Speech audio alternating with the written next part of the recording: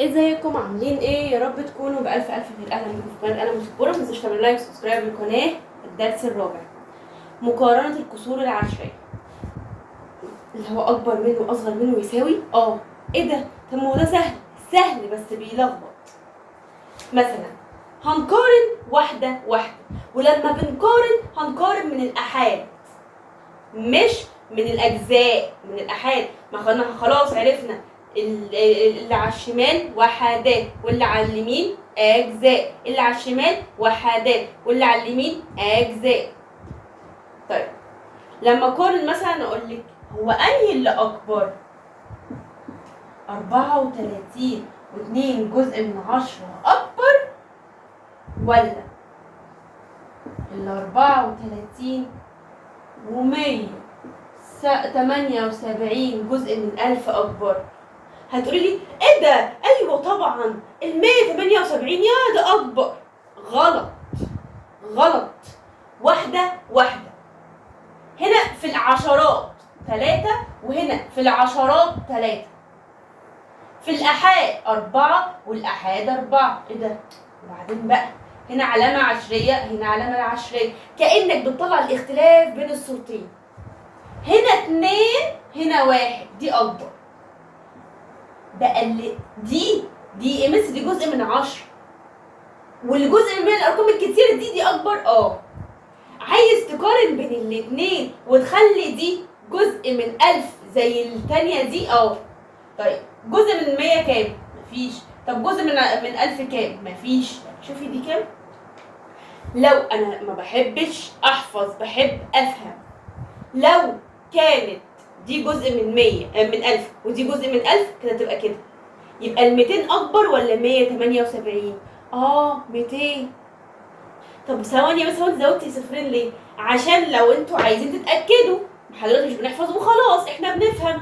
دي جزء من 1000 دي جزء من 1000. هنا خد مثلا كام جزء من 1000؟ يعني على 1000 معايا 1000 جنيه، خدت منهم كام؟ خدت منهم 178. وهنا معايا 1000 جنيه، خدت منهم كام؟ 200. لا 200 أكبر. فهمتوا؟ فهنمشي واحدة واحدة، أحاد أحاد. الأول عشرات عشرات، أحاد أحاد، علامة علامة. جزء من 10 ماشي، جزء من 100 ماشي.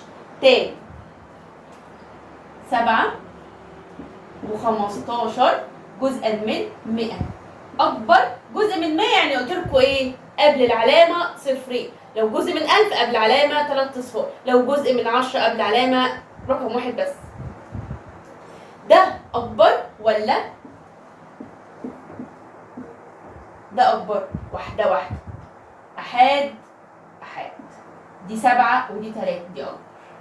اوعى حد يقول لي هنقارن بين الأجزاء. هو أنا لما بقرأ من الأول إيه؟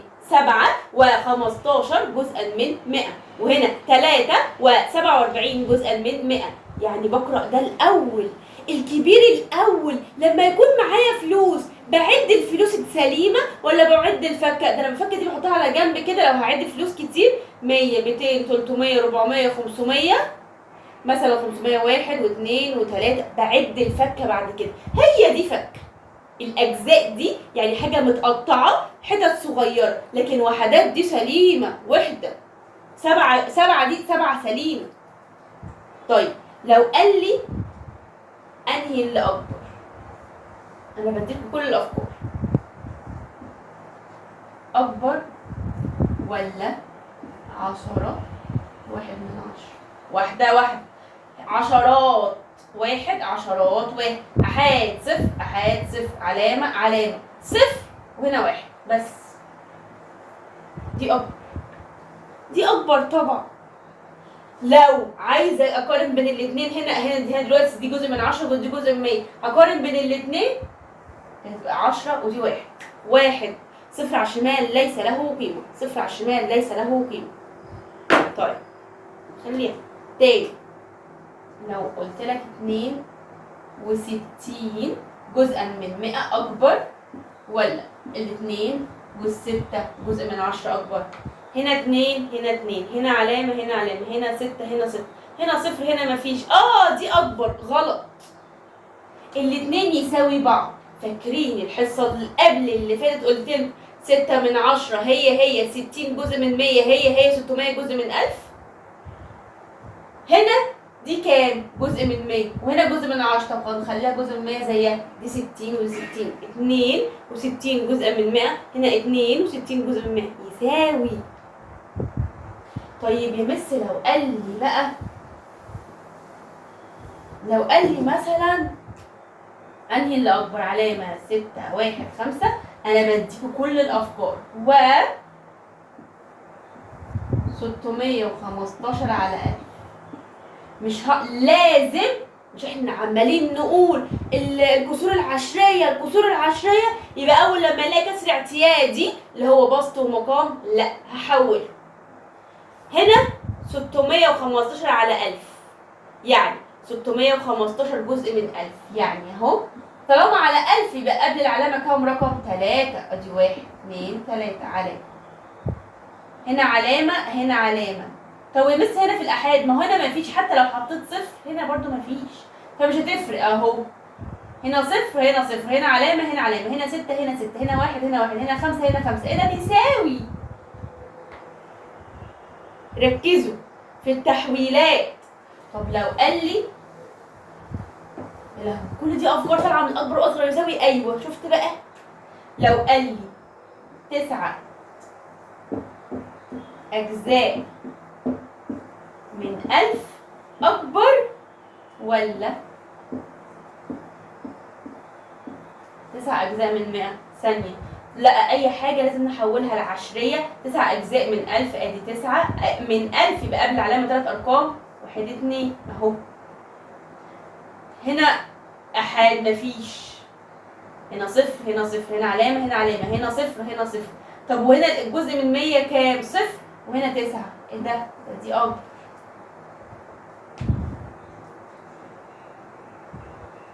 كده الاكبر والاصغر واللي يساوي خلصوا. تعالوا ناخد التصاعدي والتنازلي. تصاعدي وتنازلي. تصاعدي وتنازلي، واحد تصاعدي وواحد تنازلي. لو بيقول لي 0 علامة 0 3، سهل برضو جدا. لو فهمتوا الأكبر والأصغر واللي يساوي خلاص كده شكرا. ايه مس هو كلهم تلاتات ولا ايه؟ أنا عارفة، بس دي جات في امتحانات السنة اللي فاتت، أنا مش بجيب لكم أي حاجة خالص. يا مس كفاية تلاتات وأنا مالي. علامة 0 3 3 3. هو عايز ايه؟ تصاعدي. حاضر، وخلي بالك التصاعدي والتنازلي ببدأ من الشمال. ما خلاص احنا عرفنا بقى من الصغير. اصغر حاجة ايه؟ تعالوا نشوف كده الأحاد 0 0 0 0 0، خلاص كلهم اصفار. طيب تعالوا كده ننط على الأجزاء بقى من 10. هنا 0 هنا 3 هنا 3 هنا 3 هنا 0. طب نقارن بقى بين الصفر دي والصفر اللي هناك واحدة واحدة. هنا 0 في الجزء من 10، هنا 0 جزء من 10، هنا 3 جزء من 100 وهنا 3 جزء من 100. هنا مفيش، هنا 3. ايه ده؟ يبقى دي أصغر.